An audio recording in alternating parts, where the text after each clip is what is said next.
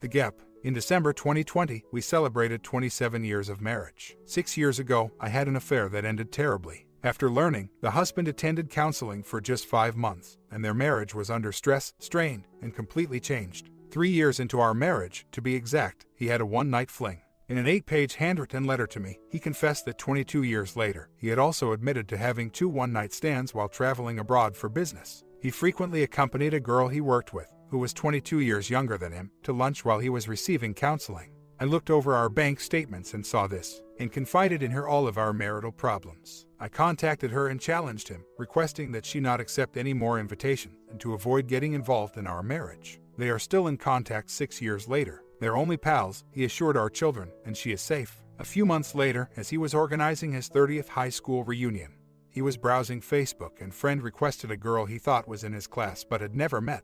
As we drove, I noticed a sample of a text she had sent, so I inquired about her identity. His face grew pale, and I could see the thumping of his heart in his chest. I followed all of their Facebook conversation, and I could see how they progressed from getting to know one another to him giving her his whole heart and telling her every detail of our marriage. He also gave him access to a blog I had written, which contained all of my innermost thoughts. They talked about it behind closed doors, making out, kissing, and telling her she was gorgeous, just like my wife. What a betrayal of our union. Emails, texts, and phone calls followed Facebook talks. They were simply pals, he said. My instinct warned me not to. After 4 years, my former lover expressed regret.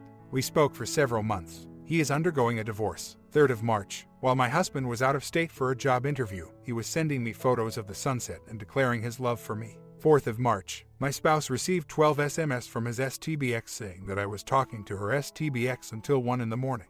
I never got the opportunity to defend myself. My spouse accepted her account. We weren't, as our phone records attest to. March 5th. Husband stayed in our guest room and called her. March 20th. I was seeing our new grandson out of town. He leased a townhouse without saying anything to me. Following a 4-hour talk, on March 24th, he called a florist and arranged for flowers to be sent to her house. He went to meet our grandchild on March 25th, but he also spent extra time visiting a buddy who lived close to our son. He was phoning or texting her most of the time. It alarmed my kids and me to see how unpredictable his behavior was. While he was out, I opened his laptop and viewed the rental agreement as well as all of the phone records. Observed an alluring photo of her breasts protruding securely, on his desktop.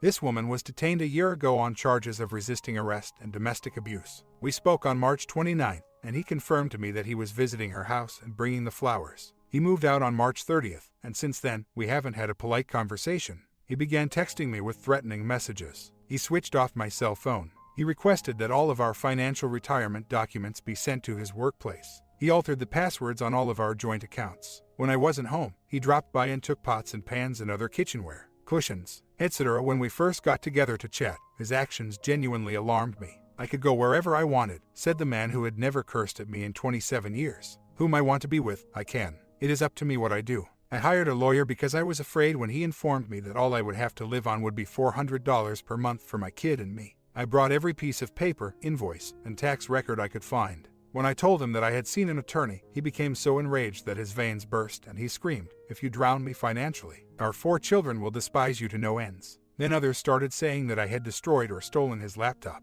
And I filed, and on April 8th at work, the first court date, he was served. Even though he didn't hire an attorney, he approached my lawyer, showed him the petition, and declared, "Everything in this is a lie." And after that I informed them we were going to do things my way. Not owned by you. My lawyer informed me that he believes my husband may be experiencing psychiatric issues. He sent a fact email to our 3 oldest children, detailing all my transgressions and apologizing for whatever he believed I had told them about him. He undervalued and demonized me in front of our children, downplaying what he had done and emphasizing what I had done. It has been months since my oldest and I spoke. My kids are all whirling around in shock. We didn't engage them in our marital troubles. We kept them to ourselves. He told our children falsehoods about him and my former partner in an affair being just friends. Friends don't email me pictures, talk on the phone for 23 hours and 45 minutes a month, buy a hidden cell phone so I can't monitor their conversation, or send me flowers, or stay the night at her house while her daughter, 20, is away from home. After receiving divorce papers, he went and purchased a brand new automobile 4 days later. His auto payment increased by $150. All of my credit cards were canceled by him. He transferred all of our mail to his new townhouse and completely depleted our joint checking account. My doctor depleted our health savings account card when I went to pay for the antidepressants and anxiety medications I needed.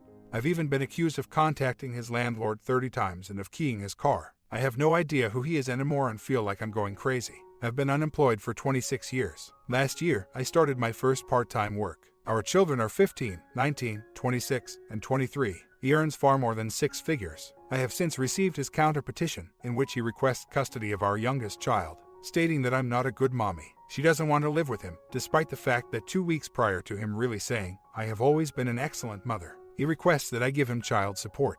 Right now, I make roughly $8,000 each year. He wants me to settle all of our debt as a family. He demands that I sign a contract promising that I would never receive spousal support and that I pay all of his legal bills. Only 6 weeks into our divorce, and already he's requested a real estate agent, who just so happens to be trying to match him up with a lady in her office, to draft out a sales contract to short sale our house. Everything behind my back. He wants me to be homeless and have nothing.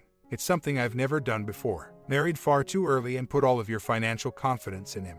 And once the expenses are paid in full, I can see that we have an extra $2,000 per month. Furthermore, I'm not sure where it's been headed. He requested that I drop the lawyer's case. They are simpletons who only want to collect $10,000 from each of us and ask for mediation.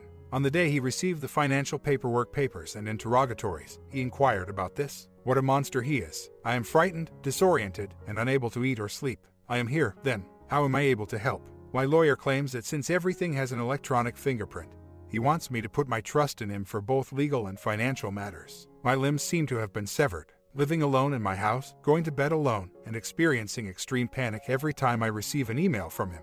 For the sake of my sanity, I had to stop him from contacting me by phone or text. The sound of his texts and ringtones made me think I was about to have a mental breakdown. Has anyone else been married for this long and ended up on their own? My spouse is having an affair, which is twisted and strange, akin to a Lifetime movie, and it involves my STBX. How pathetic a way to maintain a relationship, and such retaliation. One built on secretly detesting each other's spouses. What should I do about my kids and the awful things he said to them about me? How can he defend talking and circulating false information about me? He has taken the victim role and placed all the blame on me. Mentally, I'm having trouble. In my opinion, based on the brief overview you've given, it appears that you both could benefit from assistance with setting boundaries and developing interpersonal skills. It seems unlikely that either of you will be able to find a fulfilling relationship unless you resolve the problems you've described. It does not necessarily follow that you should resolve things amicably, but rather on your own before attempting to mend or initiate a relationship. You can start attending marriage counseling as soon as you start to regain self-control. I hate to tell you this, but I believe your marriage is over, and perhaps that's a good thing. You both have a history of infidelity, look poisonous to one another, and I get the feeling that you are stuck in a never-ending cycle of marital failure. Divorce appears to be the beginning in this instance, but sometimes you just have to break the loop. The only other realistic choice is if you both agree to be really honest, accept your own baggage, and work with a counselor to resolve your concerns. And that's only the start. There are many more, and the marriage is doomed if neither of you is fully committed to it. I wish you success with your decision. Story 2. Earlier today, after questioning my husband about what was wrong and why he didn't want to strengthen our marriage, he started crying, claiming that he didn't want to have this talk since it would spell the end of our relationship.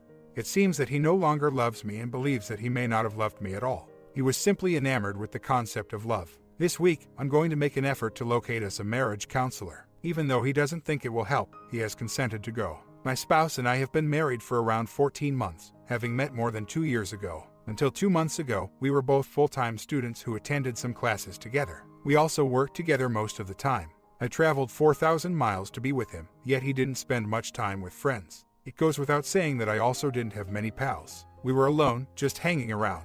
Even though money was quite tight, we managed. When his spot at military tech school opened up, he pleaded with me to accompany him so we could have a vacation while he attended classes. I agreed since I didn't want to be apart from him for 4 months, and together we traveled the United States for 3 weeks to visit my parents and his kid. After arriving at the hotel, we fell very ill and remained that way for the next 2 weeks. He made friends in his courses and began hanging out with them after school after a few weeks here. He had never really had many buddies that he saw frequently up north, so I didn't mind. After being constantly aloof from me, he started working out with them 4 hours after class 1 week ago in an effort to get in shape for me. I wanted to attempt a book called His Needs, Her Needs with him to strengthen our marriage, but I couldn't get him interested in it during the first part of the week.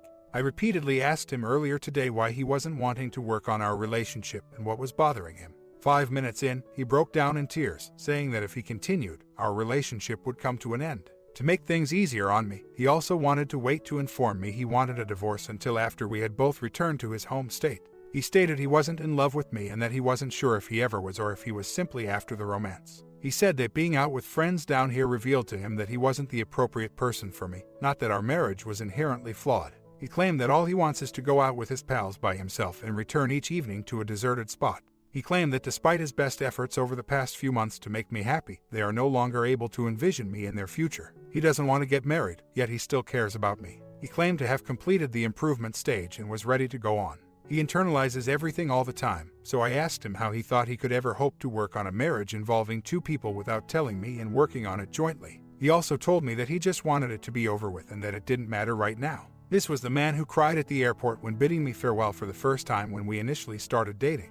What has transpired between us is beyond me. Although I know that our marriage wasn't always easy and that we didn't have a lot of money to go out and enjoy ourselves, I still believe that we were a good match. Though he doesn't think either of those things will help, he has consented to attempt reading the book I wanted to read and accompany me to marriage counseling. All he wants is to be by himself. Additionally, he claims that the book will be useless because he doesn't want anything from me or to make our marriage the greatest it has ever been.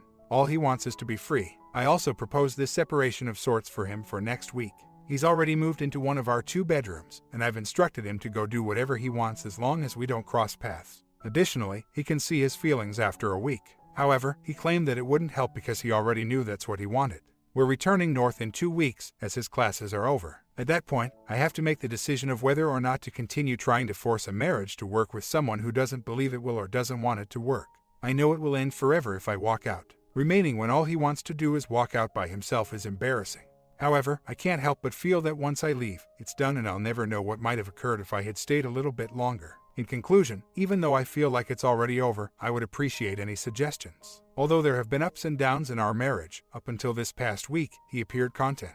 Over the past week, I've questioned him several times whether there is someone else. The fact that he hasn't shown any interest in bonding is really unusual for him. The only explanation that made sense was that he was using amino acids for his workouts and had recently bought tablets since they were causing him constant nausea. He's now at a situation where all the men are really fit and he has people to work out with, so that's why I believed it. Additionally, when he's at the gym, he texts me pictures. However, it does seem strange. To be honest, I have lost any sense of what to believe. However, he is a previous at this tech school, and any of the girls he has named are not priors. Therefore, he is not permitted to hang out with them after class. He might therefore be in serious trouble if he has done or has done anything more. Nonetheless, the younger males are really envious of the older ones. Given that he finally has money to squander and a few pals to go out with, it would be simple to believe that this is all simply an ego trip. But believe me, I get how strange it sounds. Ever since he informed me earlier today that he wanted to end things, I've been in disbelief. I'm not entirely certain with whom he is spending time with following class, but over the first several days, he would email me pictures of them shooting hoops or going to the gym. So I never gave it any thought until now. I believe he will return to reality once we reach the north. Ironically, he has already admitted to me that he dislikes being single. Since he is 26 and I am 28, I figure that if he isn't already emotionally invested in someone by the time I leave, he will be soon. You get the idea. Unfortunately, even if he was talking to someone, I wouldn't know about it because he works in a very high-level industry, making it quite difficult to figure out. He is shrewd enough to hide and erase anything. I'll attempt to check his phone bill, but he has one of those pay-per-month plans that doesn't bind you to a provider, which I presume will make data access more difficult. We have a scheduled appointment for marriage counseling later this week. However, it appears that he has already left the marriage and has no desire to return. I therefore have low hopes. He's questioned me about what I would do if the therapist told me it was over, or requests that he try something different or make adjustments. He stated that he doesn't want to do both of them. We've talked to a brick wall the few times we've spoken tonight. I just want to be alone right now, and I don't know, exactly like Hancho described. When the person you're with decides one day that they no longer care about your marriage, it's awful. I sincerely hope that the other couples who may be divorcing are more fortunate than I am with their partners. Even if it sounds like he's cheating, I don't think it would be worth my emotional health to stay and try to figure out what's going on or why this is actually occurring. In the end, I would have simply given a man who is obviously unworthy of my time more attention in order to learn whether or not he is cheating. Since that awful day, I've stopped asking him how it happened, what we could do to make things better, and how to get back to our previous state. We're attempting to think of that one ideal suggestion that would turn everything around. To understand that taking care of myself is the only thing I can do right now. I've tried to keep a safe distance from him, but when we do need to talk, I still act politely toward him.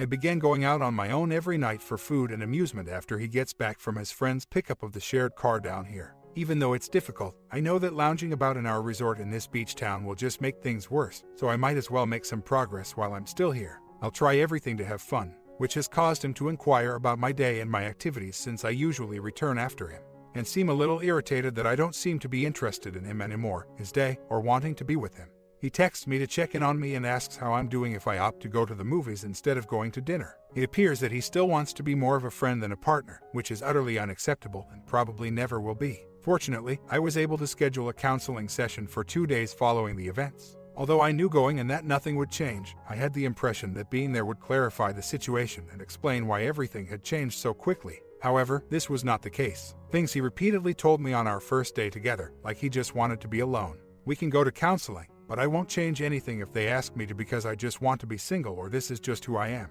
I don't know why you can't understand that or that I don't love you like I should, and I'm not sure if I ever did or if I was just in love with being in love. He all denied voicing them. I'm emotionally closed off and don't want to share my feelings. If you don't like it, that's just another reason to not be together. The bold parts, anyway, that he feels compelled to lie in front of a woman who is there to support him and whom he will never see again is really upsetting. However, it further reinforced for me the fact that this is his current identity. Embarrassment over what he said or how suddenly it happened is one thing. He thinks it's acceptable to treat me like this, and even though it's difficult for me to see it at the moment, I am aware that I am worthy of better. His pals down here are the only individuals he has spoken to about the divorce thus far, and I know that the significant shift in him that I observed around me started when he initially discussed our relationship with one of his buddies. It seems strange to me that he has no desire to discuss our divorce with any member of his family. However, there's no forcing him to do anything right now. We'll be returning to his hometown in roughly 3 weeks, so I'll need to pack up the stuff I had kept at his parents'. If, after a month, I'm the one to notify them that he wants a divorce, that will be fascinating,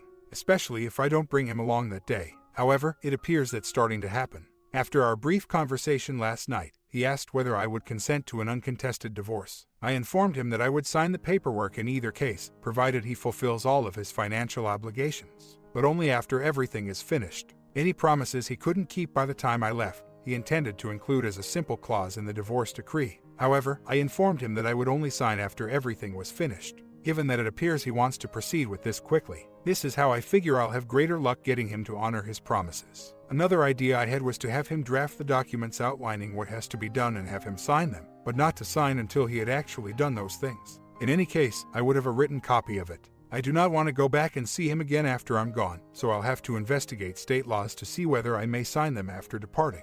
Please let me know if you have any experience with any of these. It seems strange that we went from being married to being married and splitting the money for a divorce in just 4 days. However, there's not much to hold on to at this point, so I don't see the sense in going into more detail. Right now, all I'm trying to do is make sure I obtain what I should have by the beginning of May. Everyone in my family is terrified that after we return north, he'll have second thoughts and ask me to stay and continue working on it, and that I will happily oblige. I can, however, view the marriage quite logically, even though I occasionally see it through highly emotional lenses. Even if he changes his mind, I should go right now if he found it so easy to harm me, because he might just as well do it again in 3, 5, 10, or 20 years, and I would have wasted more time on someone who has proven to me that they are incapable of committing to a marriage for the long haul. Furthermore, my family, whom I have always thought to be a fair arbiter of moral character, now either despise him, want to hurt him physically if he ever shows up at my house, or both. They have been my pillar of support throughout these first few wild days, telling me when to say no, that person is an immature fool, and encouraging me to move past it.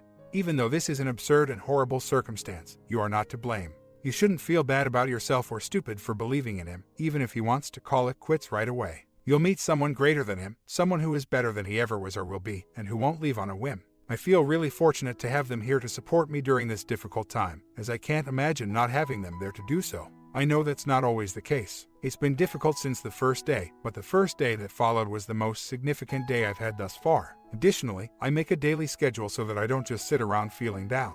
It's something I look forward to every day that is solely focused on me and has nothing to do with our divorce. I suppose the major message I'm attempting to convey is to anyone else who may be reading this and experiencing a similar situation. I knew I was going to be sad, so I didn't concentrate on trying not to be sad. Even though I was upset, I concentrated on the things I knew would make me happy, and on things that didn't seem like they belonged to me, like going to the gym or doing my nails. That, after I was done, I knew would make me feel valuable. I have 4 options to consider. First, have the divorce decree signed by him and carry it with me the next time I travel to another state, signing it just after he's finished what he couldn't afford to by the time I leave. I would need to investigate how it functioned. whether signing it out of state is even feasible, and how to return it to them. I don't want to mail it to him or his relatives. I'll have to check whether there's another option. 2. Obtain his signature on the divorce decree and remain there until he fulfills all of the financial obligations stated in it. 3. Before I leave the state, I will sign it, get it notarized, and give it in. 4. Together, sign, have it notarized, and turn it in. Then continue there until he has fulfilled all of his financial commitments. I don't really care to stay outside longer than I have to when it comes to them all. But I'm not sure what steps I could take while I'm out of state to force him to fulfill his financial obligations so far away. Does this always require a lawyer, even if I were closer? We don't have a lot of money to begin with, therefore I'd like to avoid paying any additional expenses in addition to creating the divorce documents. In addition, I need to make sure that the divorce documentation accounts for the possibility of his changing his mind. I hope that one individual, acting alone, cannot halt a divorce case once they have signed. 2 nights ago, he asked me if I would be open to an uncontested divorce and said he would cover the cost of having them drafted.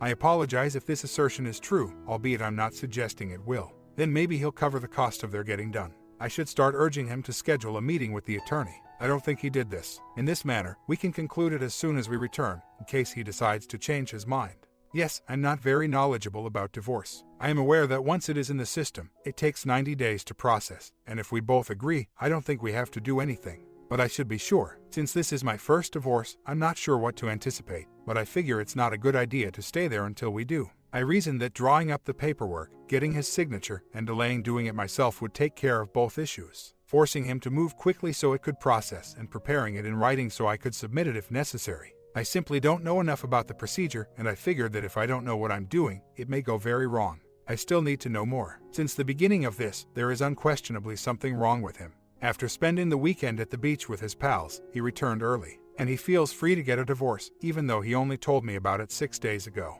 Take off his shirt to show me his comical sunburn from forgetting to apply lotion to his back at the beach, and then, despite everything else he's done, come out of his bathroom after taking a shower wearing only a towel and roam about our home in search of clothes. I suppose the thing that irritates me the most, along with probably everyone else who has experienced this, is the way he acts as though we aren't getting married right now. I should still be very concerned about what's happening with him because we are friends. I refuse to do so, even when I find myself tempted to. I promise not to do that again. However, I'm feeling great right now. Right now, the only thing bringing me down is the fact that he spoiled my first lovely weekend spent by myself without him. I'm about to get into the angry stage. I can tell that my STBX is already looking for a new acquaintance or casual encounter based on the way he has been phrasing his remarks about not knowing how to approach ladies at bars or other activities. Additionally, he has been replying to posts on Reddit personals from people who are seeking to get together or form a threesome. After going to the movies by myself on Thursday of last week, I was invited to dinner. However, I declined because it was becoming late and I wasn't prepared for that kind of thing. He asked me what I did the following day, so I told him about the movies. I was invited to supper, but I declined. Not that I said that it was a guy. I go out and do something every evening to get away, so he's now been asking me how many dates I've had. Mostly supper and movies. I just keep telling him no dates, even though I've been handling everything by myself. Furthermore, he is often making remarks about how much easier it is for women than for men to ask women out. Is he really expecting me to feel sorry for him since he doesn't know how to approach other women? He may have discovered from the group he was hanging out with last weekend that while one of the girls thought he was cute, she spent the entire evening making out with someone else. True Victor over there. I initially assumed he was asking because it made him feel better to think I was doing okay. However, I believe that right now he perceives it as a competition or as if I'm being asked out. He had to make an effort to be seen. I don't know if this is how he feels about getting asked out, or if it was always going to happen. Even if it appears quick, the fact that he's still acting in this manner 6 days after telling me he wanted a divorce probably says something about the kind of guy he is. I regret even bringing up the fact that I was asked out to dinner. However, he asked, and I didn't really do it. When I go to the movies, I have no control over what other people do, therefore I shouldn't have inquired if he wasn't genuinely interested in knowing. I don't ask him anything, but I still occasionally hear about it. I made an effort to keep my nightly activities from being disclosed to him in broad terms. Indeed, he was furious. But I've just made the decision to let him know what I'm doing generally because we're going to be driving together for 40 hours the following week and I want our relationship to remain cordial. Yes, I know I shouldn't have to, but I'd prefer to keep things somewhat cordial until the paperwork is signed and I depart. Aside from all of that, I just get the impression that he's picking faults with me on trivial matters. Why I didn't text him back right away. I informed him that because my phone was mute, I didn't understand. An argument then broke out since I was using his car and I wasn't even there to help him in case of an emergency. He didn't really need anything, and he didn't really have an emergency. He felt that I was ignoring him, so all he wanted to do was whine, which he demanded an apology for, along with the fact that we hadn't filled up the car we'd been driving together all week. I'm starting to realize this, so I've stopped a couple debates that we're building this week by using the phrases I don't want to argue right now. That the marriage simply doesn't matter to me anymore. I want it to be gone because I know it can't be preserved, particularly after learning that he was making an effort to socialize. It does indeed cut, but after that all that's left is a developing numbness, indifference, and hatred. I had my first session of individual counseling. Aside from that, his main concern was supporting me both materially and mentally. The focus was primarily on me and my desire to move on. Finding out what I desired now and in the future was one of the topics. Understanding who I was, putting my happiness first, not holding myself responsible for the split, and realizing that if I made all the necessary changes to my personality, I could definitely save the marriage. But since I wouldn't be happy if I did, I shouldn't want to. Additionally, he prepared me for the chance that my STBXH would ask to be taken back before I left in the coming weeks and what my attitude would be in response. I was ready for it. I'm getting divorce papers this week after speaking with a lawyer. I have been making a list of the insurance and financial conditions I would like to have included when everything is drafted. That's good because I already have the money from him to cover the entire cost. He's starting to tell a few more people, and things are slowly starting to come together. I still don't think he's spoken to his family, but it may be because friends texted both of us and he told them, or because he needs to find out from his ex-wife what lawyer he employed. Any friends we've had together, even the closer ones he told about the divorce, tell me they don't know why he's doing this or what he's doing. It appears like he just followed his wild instinct. I haven't bothered to inform him of the popular perception of his behavior. I'm doing okay overall, and I'm excited for things to be finished and my trip back to my hometown. I'm also making a mental inventory of qualities in a guy that I will never, ever want.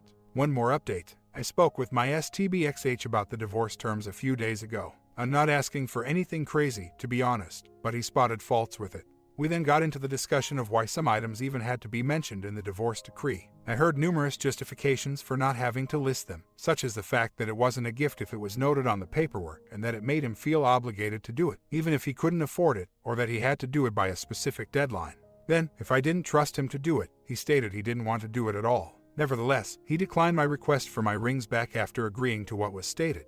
Then, despite my assurance that I had nothing he desired, he tried to ask me what I was going to give him. I informed him that he would get the divorce he desired, seemingly consenting to a divorce, and an uncontested one at that, in a county where we don't have to show up together for court dates or go through marital therapy in order to process anything, is insufficient in his opinion. He wanted to help me move on, which is the only reason I even consented to work with him in an uncontested divorce, and he was the one who came up with most of the conditions. When all was said and done, he cautioned me not to expect people to do this much for me in the future, as if consenting to sign the documents outlining everything he had promised to do all along would be some kind of enormous favor to me. Putting that talk behind us, I asked him the next day when he plans to return from his weekend getaway with the men. In essence, I was curious if he would be staying the night. I enjoy organizing my schedule to coincide with his stays at the resort. I have other options. I simply told him that it was best for both of us to have our space right now, as he was still struggling to understand. He then wonders why I'm traveling back to my hometown with him and why I don't just leave right away if I don't want to hang out.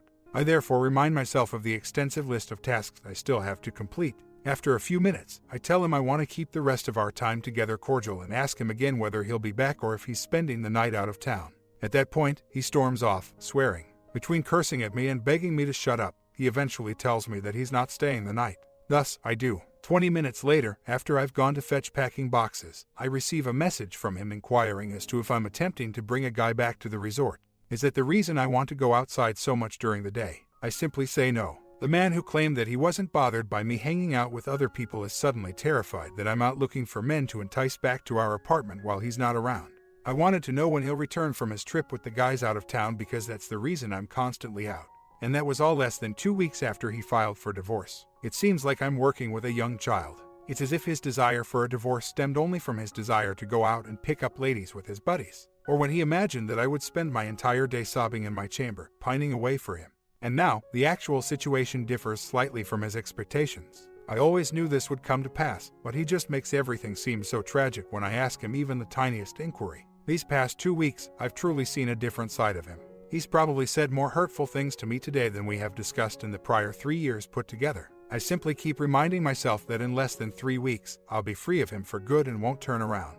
One more update. One of my buddies calls me several times last night as I'm laughing on the phone in my room, and he asks me questions. The last time he appears at the door, he does it with a solemn and distressed appearance. He wants to sit on his bed in his room and converse. When I walk in, he begins talking about how he believes the amino acids are what are causing his emotion and mood to change, and that he's been reflecting about this for some time, and that he sincerely apologizes for the way he treated me and managed the entire thing. After he's done speaking, he just sits there and watches me to see how I'll respond. What the devil do I say to this man in return at this point? Then it dawns on me, what am I really hoping to get out of this conversation, and what am I really wanting?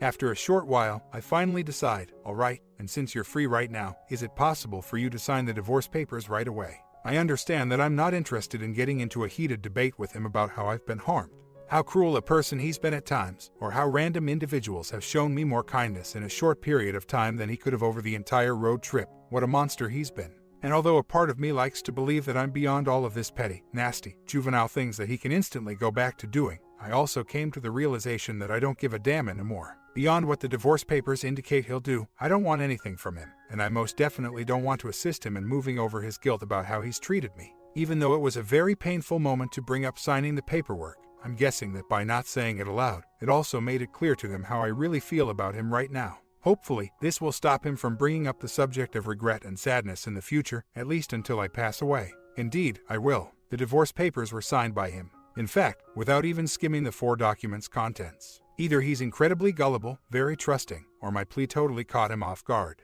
After I left, he informed me 3 months later he tried to find out why he wanted to leave me by going to military counseling. He believed himself to be bipolar, and they were looking into it. They would have expelled him from the service if he had been. But none of it materialized, so I'm not sure what conclusion he reached on that. Apart from that, he gained a lot of knowledge from counseling, which assisted him in making decisions regarding me. Not that he made them all by himself. He asked me if I wanted to try to work on our relationship once again around a month and a half ago. He experiences things every day that make him think of me, and it breaks his heart on the inside. And that he was prepared to live out the rest of his days expressing regret for his errors. He mentioned he had been anticipating my revisit to bring it up, since I had requested a divorce from him numerous times in the initial days of his request, and that before I was totally gone from his life, he needed to ask me. Since he had initially expressed such a strong desire for a divorce, I essentially merely replied, given that the paperwork has already been signed and is in the processing stage, I believe we should see it through to the end. He said he didn't want to let the opportunity to be with me pass, and if I had any desire for the same go by and him missing that chance before it was too late, which he said was probably when he falsely stated that he didn't love me anymore. He then apologized that he hurt me so badly that I've started to hate him and that he couldn't stress how wrong he was in the end, but he completely understands that I want nothing to do with him.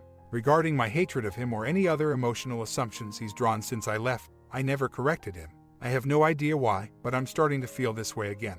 I could go on and on about how awful he is as a person and how foolish it is of me to still feel this way. Everything he has caused me to go through is incomprehensible. The only thing that has changed recently is that last week, he didn't immediately reply to my email. Exactly 1 week after I wrote him, he responded, so I'm not sure if it was intentional on his part to irritate me. Even the 5-minute time difference is apparent. After writing to him for a few days, maybe I'd grown accustomed to hearing from him in 10 minutes or less. When I last wrote to him, it was about the fact that our divorce paperwork hadn't been finalized, even though I had assumed it would, since he was keeping me on his health insurance until our divorce was official. Either he misunderstood my letter and thought it was already final, or he was just trying to get a reaction from me. I'm attempting to be really explicit with him these days. I need to get over this relapse and stop missing him, so it's helpful to know that he wrote back saying it's okay about the divorce and that he really doesn't care that much anymore. Of course, this wasn't great news to hear at the time. I suppose what I'm trying to say is that I'm not sure if I miss him or if it's just the memory of him that I miss. I look back on our entire time together and don't really see anything that I should have been missing.